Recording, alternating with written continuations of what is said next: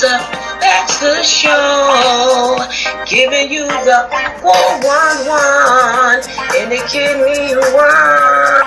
My girl, and say, this is Tonto. Who is this you brought in the house this time? Come on, you got too many friends coming in, and I'm not even dressed. What are you doing? I'm sitting out here on my couch and relaxing, and here you got somebody else coming in. You know I got a transplant. You know your cousin over there on dialysis, and the other one over there got kidney disease. Come on, what are you doing? And come on, you know you're not even spraying. You're not wiping nothing down. You know the bathroom and everything is horrible. Come on, you gotta be able to disinfect the COVID. No mask. Nobody got no mask on. They wearing their shoes up and down all through the house. I'm not liking that. I know you young people. I know millennial and all of that, but I'm not liking that. I'm gonna have to make a phone call or something. I don't know what. I gotta make a phone call or something. What's that woman's name? What is that woman's name? Give me the phone. Somebody give me the phone. What is the name? Because I can't have this in my own house. That's abuse.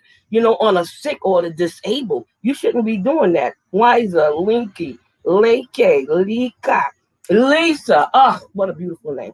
Lisa Baxter. Why? Because this is the Lisa Baxter Show. Woo! Giving you the 411 in the kidney world. Hi, everybody. How you doing? Happy Sunday to you. That's right. I am glad it's Sunday. It's showtime. You viewed, you showed, you liked, you shared. Thank you. Love to all of y'all. And I thank you once and once and once again. Listen, child, I got a great person for you. Listen, I call her the Terminator because she ain't leaving no patient behind. That's right. She a supporter. She is an advocate. Oh, man, she's just beautiful. She will fight for you. She will protect you. She'll get the law involved. If you are anything going wrong at a dialysis center or you know, she goes for the underdog. I ain't mad at her.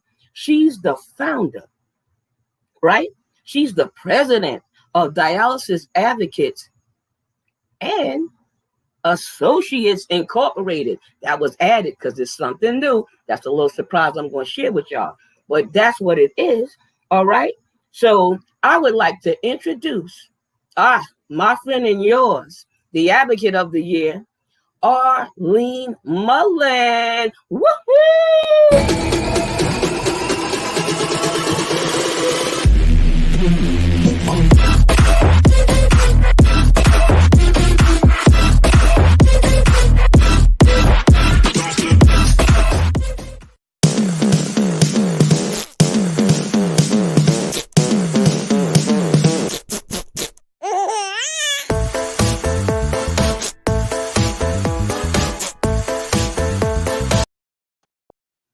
Hi. Look what I got. Dialysis royalty up in this piece. Hi and welcome.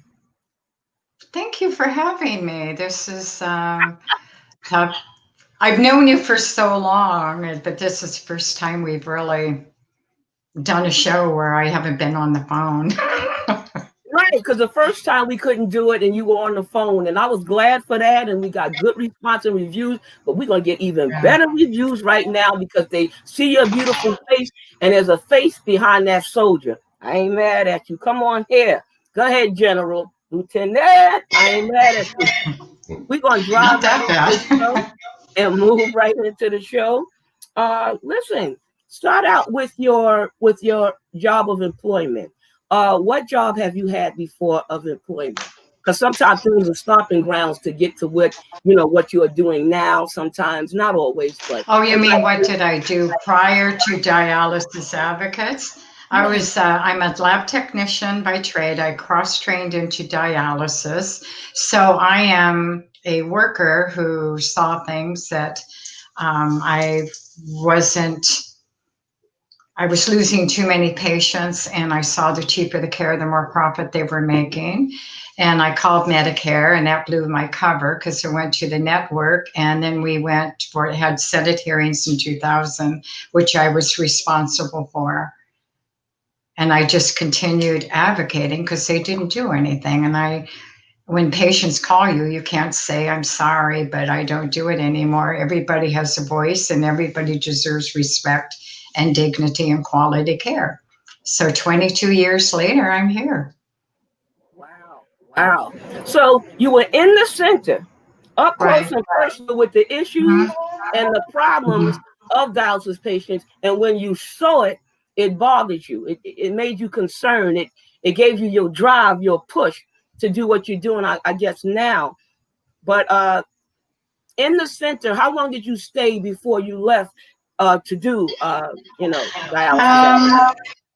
I worked for a hospital, and then the for-profits came in and bought us out. And then I saw the loss of patients, I saw quality of care going down, and I was now working at Jiffy Lube or an assembly line and didn't have time to really know my patients or to get to know them, where before we had a safe ratio, and that disappeared when with the sale. It was about get them on, get them off, 15 minutes on and 15 minutes to get that patient off. And you have that extra patient.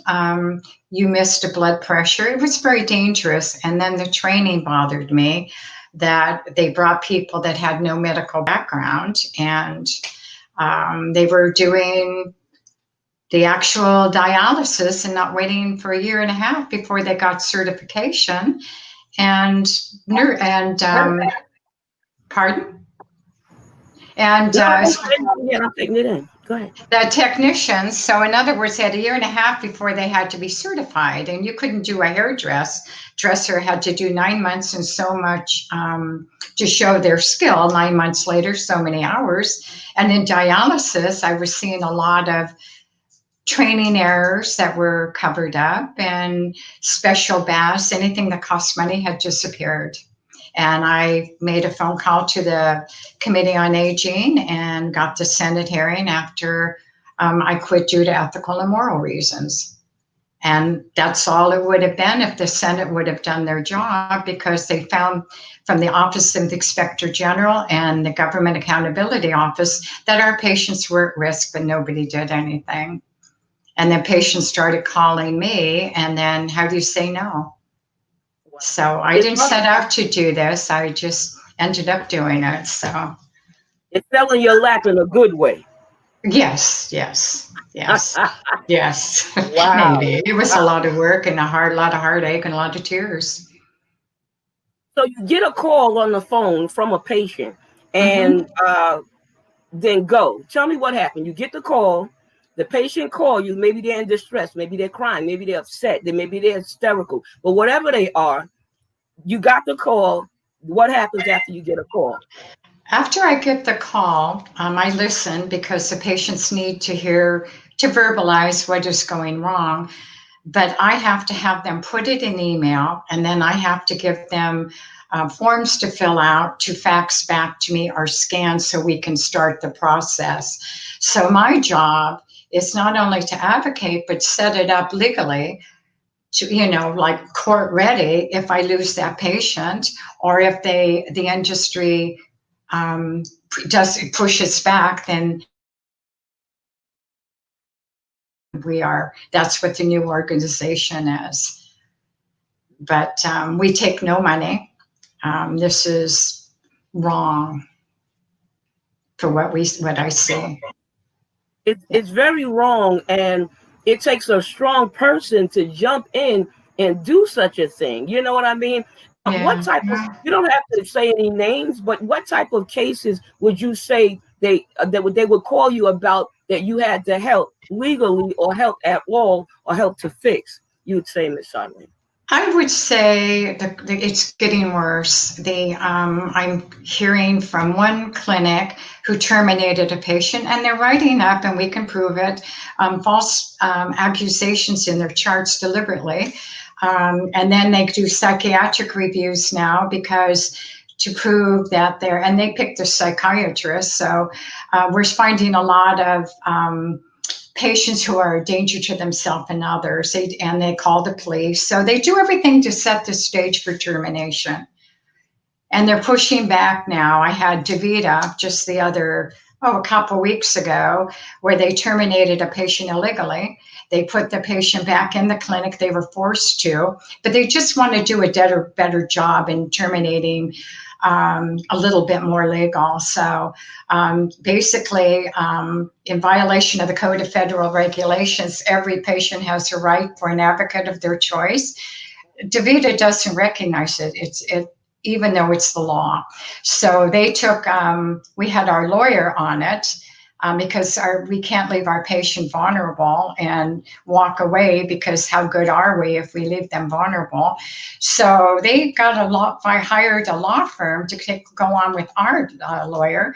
So I thought the patient is the most important thing to me. So we had civil rights go in and sit and be their advocate. And I'm sure they wish it would have been anybody else but them. So we have a great network, and my job, I feel, is to save the lives. Everyone is loved by somebody, and everyone should be treated with dignity. And Oh yes. that's Oh yes. it. Wow. Well, you deal with the person that's been blackballed. I've been knowing you for years, years and years. And you and I have talked and been friends. And you introduced me to Chili Most. And I tell you, I was even on your radio show. You have a radio show also that, and everything. You could tell us a little bit about that as well, because all of that deals with advocates. I had needed an advocate for a person that been blackballed, and I sent them to you. I sent people to you before, and you have helped them all. I thank you. Yes. Well, the thing is what they're doing is they're deliberately writing falsehood in patients' charts. We had one that, and it's just not one patient, it's every patient. And patients wonder why they don't get their charts. They don't get their charts because they've written, Attila the Hun has a better reputation than our patients, and it's deliberate. We can prove it's deliberate by other means. We're very strong, and we can prove that. And what happens is they will write up a patient, and then they do the psychiatric review in a lot of places, because calling the police is harassment. Policemen were called, but they only answer to disturbance calls, and these places are considered private businesses. So blacklisting, and we've had patients that have been cleared to go somewhere, to another state or another clinic. To get there, they're told what they can't take them because what was written in their chart. We had one that died after 2 years, and you can only be treated when you are near death. And if you're not near death enough, then you come back tomorrow. We need a lot of potassium on the way. This is wrong. This is not the way you should treat any human being. And I will not leave, and we will not leave. That's why we do the new organization until this stops, and it will stop. Trust me. Oh, I know. You're a force to be reckoned with. I know it's going to be stopped. We got God, we got prayer, and you got a host of people that's not scared to stand up and talk. You got the scared ones, but we're not one of them. You ain't, I ain't, this whole network ain't. I have to say, I really admire New York for what you guys have done to join in a coalition. And I'm really proud of you guys. I'm amazed that, because as a group, you can do much more than alone. And it takes patients' voice that really have lived it, much more than my voice. I just deal with the horrors. But the brave patients who speak out. And I wanted to talk a little bit and introduce William, due to the fact that we now are protecting our patients and legally and civil rights. So I lead in a little bit about this. DaVita's pushing back. The other companies, I have to say, there's one company that we're gunning for, and that's Satellite Healthcare Systems, for what they've done. I've lost 2 patients, and it looks like I may lose another one if somebody doesn't do anything. So we're going actively against them. But I was talking to Bill and I said, I'm not a businesswoman. I'm an advocate. That is where my passion is. And he says, Arlene, why don't you use your civil rights, your medical people, and we're set up. So let me know when you want me to bring him on. But go ahead. Who can live without that introduction? Come on, Mr. William. Yeah.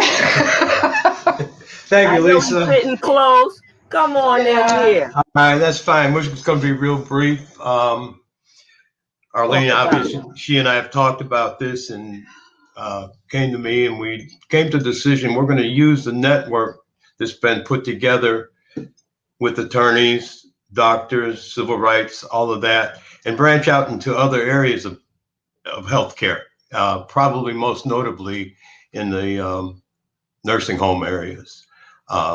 But I'm going to keep this real brief, but Arlene is the best at what she does, and dialysis advocates will always be geared to the dialysis industry, and she's going to stick with it till she's satisfied that everything's right. But we're going to continue forward, started building another not a little organization, hopefully, but an organization where we can branch out where there's, healthcare is a priority issue in so many other areas. So, but dialysis it'll always be here. Dialysis associates will always be here. Arlene's focus will always be on dialysis till she's satisfied that she's accomplished everything that needs to be accomplished. Thomas, how did you get involved with it? We're just personal friends. We were personal friends. We'll sit and talk about something, and it came up casually. I have a business background. I'm pretty much retired from the business world, and we were just bouncing things off to each other. And she was telling me some of her frustrations, and I said, "Well, you've got the organization. Use it." Wow. And I said, "Don't limit it to just one thing because it's so complex that what she's put together." But she's going to stick with dialysis, and that's it. And it's always going to be that way with her. Okay. Well, there's nothing wrong with that. I mean, I came from dialysis. I got a transplant. I was on 12 years.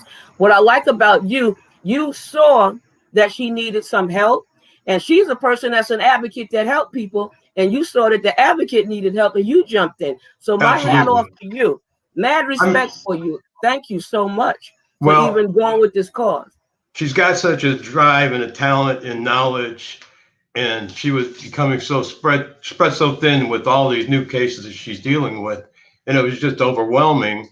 And when you don't have time to concentrate on something, it gets sacrificed to a degree.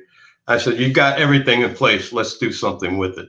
So that's the result. This is the result of that. So she's going to be there. Pardon? Welcome. Welcome to the family. Well, thank you for inviting me to the show. I enjoyed it. Okay. I'm going to get you back to the boss here. Okay. Get out of your way. Right, thank you, Lisa. I appreciate it. Oh, sure. Thank you, sir. Thank you. Wow. So dialysis advocates will be doing the advocating, and the industry is pushing back, and it's getting worse. So when I need lawyer advice or whatever, they're all pro bono. Our civil rights to sit in, or any patient who wants to volunteer to sit in, it gets really rough. So this way we can push back and protect the patients who come to us. Wow. Well, do you have a website or a phone number? It's the number that we're using, which will be that number, is 760-636-6073. The website's going up, but we're going to leave Dialysis Advocates, which is www.dialysisadvocates.com, is going to be up, the interim. But I'm pretty excited because, it was so obvious. I never saw it, but I think it makes sense because when patients come, we can advocate and let the lawyers deal with it if they start pushing back. That works hand in hand and neck and neck. Yes. You know what I mean? Mm-hmm. One of you will chase 1,000, but two of you will put tens of thousands to flight. That's the Bible. But you and him. That y'all like the dynamic duo. So I love that. We're good You put the friends. Yeah, yeah, we're good you put the friends. cause there, and you put the help there at the same time. The law is important because you need the law on your side when you're Mhm. dealing with people with disabilities, people dealing with struggles, and they don't see no way out. But honey, you saw a way out, and we appreciate that about you. What's the hardest thing about what you do, Arlene? I Would you think say? the hardest part is to see how they're treated, how patients are treated in many clinics. And what the hard part is I hear the voice, I hear the tears, and the success stories. And we've had many of them. And I think that when we all leave the earth, we should leave a footprint for the world being a little better because we're here. Dialysis needs to change, and trust me, it will. I will not stop until it does. And now I have the ability to do it on a larger scale. Wow. Everybody deserves dignity, respect, but patients do not have a voice. And a lot of patients are scared to death to complain because it's the first foot out the door. Trust me, almost every patient that has come to me is hospice, if because they're not profitable enough, or they terminate them when they're of no more value, the patients. My God. Now that's terrible. And God knows that definitely is a shame. You know what I mean? But Well, you're doing what you got to do, and you're doing that yeah. very well. What would you say? What was one of your success stories? Just before I end the show, Oh, you said I had on a good one, and one. it was a DeVita. Well, I've had many, but I think this was my favorite. Um, she was her first day in dialysis. In fact, it's on our webs and our Facebook. And she went in for her first day of treatment, and they give you a bunch of papers to sign. So and the nurse is supposed to witness it. Well, she was on the machine and she had written that she was not warned or told anything about dialysis. She was clueless as to what was going to happen. The nurse gave her another one and said, "You need to redo this. Take this off and then sign it." She goes, "No, nobody explained it to me, and that's the truth." They took her off the machine, gave her blood cells after 2 hours, escorted her out the door, and told her never to come back, that she was never a patient. She came to us, and it was like, how can you not be a patient when you have, this is her ID number, her patient ID number. The patients need to be aware of their charts, what's written in their charts, and they do have a right to review the charts. And if something's in there that you don't agree with, you have the legal right to put your side of the story into it, because once it hits the medical record, it's written in stone. And behavioral contracts are illegal. They're put in medical records, and once you're in a medical record, they can't. This is all set up deliberate. And I mean, when you see thousands of cases, and I can pick up the phone and pretty much tell the whole story before the patient does, because I've been through it 1,000 times before. They have the same rule book. They all do the same kind of terminations, have psychiatrists visit you. We had one lady that was 10 weeks in the hospital after being terminated. We got involved, and she had 3 psychiatric reviews from psychiatrists. And when she called the police they wouldn't let her go. Called the police, they said, well, she can't go. She's a danger to herself and others. She finally got released and into another clinic. But what if she didn't have a place to go to complain that wasn't the industry? Wow. Ooh. Now And that that's is just something. one. That's just one. I have thousands of them.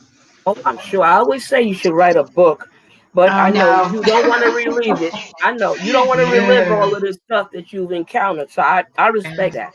You know what I mean? But if you had words of wisdom to a pioneer out there that want to be just like you, what would you say? Get lawyers. I ain't mad at you. Because, to advocate, or to really truly advocate, you have to have something that's going to bite them back. And when these bad players, the only God they know is money, period. Woo. So the loss of money, and bring it out to public. I've not been shy about bringing these people out to the public.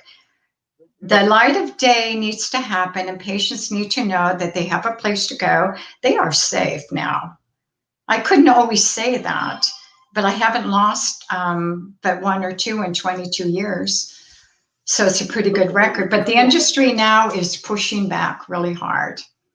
So we But they have know who they know who they got to deal with now, and now you got law on your side as well. Is there anybody you want to give a shout out to? Not really. Just all the patients that need help. We don't charge anything. And this too shall pass, because I will not leave. I still am dialysis advocates. I will advocate. And when they start pushing back, that's when they go to the other side of our organization, because I believe everyone has a right to do what's right the first time. And if I'm not going to fight with you, I'm just going. Our patients, a lot of them don't have time if they're terminated. Wow. Well, you heard it, guys. You have heard it out there. This is the woman to talk to, the woman to contact, the woman to see if you are struggling any type of way in that dialysis center. All and they're right? confidential. They're confidential. We never relieve a source. Yes, yes. See, you done heard it. See? And We workers do too. That's right. None of us get paid for this. And we thank God that, it's out here. All right. It takes teamwork to make the dream work. Well, listen, I thank you so much for doing the show again. I thank you for coming back. I thank you for the new things that you're doing now that you were still working on back then, that you just did newer and better things. So thank you. And thank you to my friend on the side in the back there. And Bill, well, he says COO, so I call him Cuckoo. Thank you, Lisa. Mr. CEO, Madam President, and Mr. CEO. There you go. All right. I appreciate you having us on. Thank you. And all the patients Anytime. are safe if you come here. Okay? Thanks. You're welcome. Have a great night. Happy Sunday. Yeah. Be well. Be safe. And remember to cover up and do what you got to do with your hands and stuff. Oh, all right? I do. We got it. Excellent. Beautiful. Okay. Good Thanks night. again. Bye-bye. Well, guys, I am going to say good night. I thank you. I appreciate you. Share this. Learn something from it. Give it to somebody out there that might need an advocate. And she's the right type. So we love you. God night. God bless. Peace. Mwah.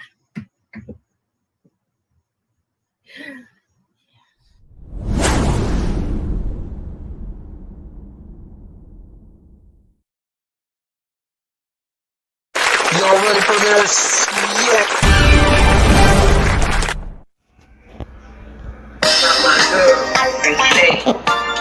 This is the Lisa Baxter Show, giving you the 411 and they give me one. My girl, and say, this is